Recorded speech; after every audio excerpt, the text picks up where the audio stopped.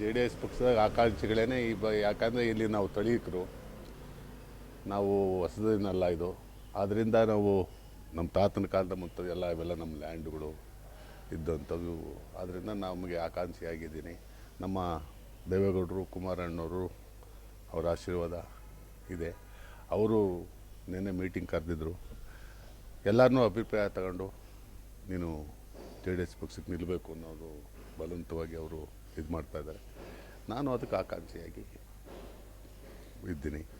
ಅದರಿಂದ ಜನ ತೀರ್ಮಾನ, ಯಾಕೆಂದರೆ ಬೈ ಎಲೆಕ್ಷನ್ನು ಜನ ಏನು ತೀರ್ಮಾನ ಮಾಡ್ತಾರೆ, ಯಾರು ಒಳ್ಳೆಯ ವ್ಯಕ್ತಿ ನೋಡಿ ಮತನ ಕೊಡಬೇಕು. ಇದು ಈ ಎಲೆಕ್ಷನ್ ಬರಬಾರ್ದಾಗಿತ್ತು, ಬಂದಿದೆ, ದುರಾದೃಷ್ಟ ಅಂತ ನಾನು ಭಾವಿಸ್ತೀನಿ.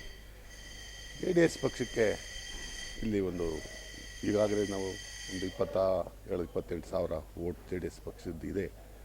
2 ವಾರ್ಡಲ್ಲಿ ಜೆ ಡಿ ಎಸ್ ಪಕ್ಷದ ಸದಸ್ಯರಿದ್ದಾರೆ ಕಾರ್ಪೊರೇಷನಲ್ಲಿ. ನನ್ನ ತಮ್ಮ ಒಬ್ಬ ಕಾರ್ಪೊರೇಟರ್ ಆಗಿದ್ದಾನೆ. ಅಲ್ಲಿ ನಮ್ಮ ಆತ್ಮೀಯರು ಅಲ್ಲಿ ಇಬ್ಬರು 8 ಜನದಲ್ಲಿ 4 ಬಿ ಜೆ ಪಿ ಇದ್ದಾವೆ, 2 ಕಾಂಗ್ರೆಸ್ ಇದೆ, 2 ಜೆ ಡಿ ಎಸ್ ಪಕ್ಷಕ್ಕೆ ಗೆಲುವನ್ನು ಕೊಟ್ಟಿದ್ದಾರೆ ಜನ ತೀರ್ಮಾನ ಮಾಡಿ. ಆದ್ದರಿಂದ ಆಕಾಂಕ್ಷಿಯಾಗಿ ನಾನು ಪ್ರಯತ್ನ ಮಾಡ್ತಾಯಿದ್ದೆ. ಅದ್ರ ಮೇಲೆ ದೇವ್ರಿಗೆ ಬಿಟ್ಟಿದ್ದು ಅಂತ ನಾನು ಹೇಳ್ಕೊಳ್ತೀನಿ. ಹಿರಿಯರು ನಮ್ಮ ದೇವೇಗೌಡರು, ಕುಮಾರಣ್ಣವರ ತೀರ್ಮಾನದ ಮೇಲೆ ನಾವೆಲ್ಲ ಮಿಲಿಟ್ರಿ ಥರ ಕೆಲಸ ಮಾಡ್ಬೇಕು. ಯಾಕಂತಂದರೆ ಇದು ಬೈ ಎಲೆಕ್ಷನ್ನು. ಮಾಮೂಲಿ ಎಲೆಕ್ಷನ್ ಆದರೆ ಏನೋ ಆ ಕಡೆ ಈ ಕಡೆ ಹೋಗ್ತಾರೆ. ಇವಾಗೆಲ್ಲ ಸರ್ಕಾರ ಇರೋದಂತ ಇಲ್ಲಿ ಬಂದ ಮೇಲೆ ಬಿದ್ದರು. ನಾವು ಅದಕ್ಕೆ ತಕ್ಕಂಗೆ ಫೈಟನ್ನು ಕೊಡೋಕ್ಕೆ ನಮ್ಮ ಮಿಲಿಟ್ರಿ ಥರ ನಾವು ಹುಡುಗರನ್ನ ರೆಡಿ ಮಾಡಬೇಕು. ಬೂತ್ ವೈಸು ಹುಡುಗರಿಗೆ ಕಾರ್ಯಕರ್ತರನ್ನ ಒಂದು 10 ಜನನ ವ್ಯವಸ್ಥಿತವಾಗಿ ಅವ್ರಿಗೆ ಬೂತ್ ವೈಲ್ ಕೆಲಸ ಮಾಡೋವಂಥವ್ರನ್ನ ನಾವು ನೇಮಿಸಿ ಕೆಲಸ ಮಾಡಬೇಕು. ಅವ್ರ ಹತ್ರ ಉತ್ತಮವಾಗಿ ಹೋಗಿ ಓಟ್ ಕೇಳ್ರಿ, ಮನೆಗೆ ಹೋಗಿ ಮತವನ್ನು ಜಾಸ್ತಿಸೋದು ನಮ್ಮ ಜನ ಮುಂದೆ ನಾವು ಹೇಳೋದಿಷ್ಟೇ. ಅವ್ರು ಯಾರಿಗೆ ಓಟ್ ಹಾಕಲಿ ಖಂಡಿತವಾಗಿ ಮತವನ್ನು ಮಾಡಬೇಕು.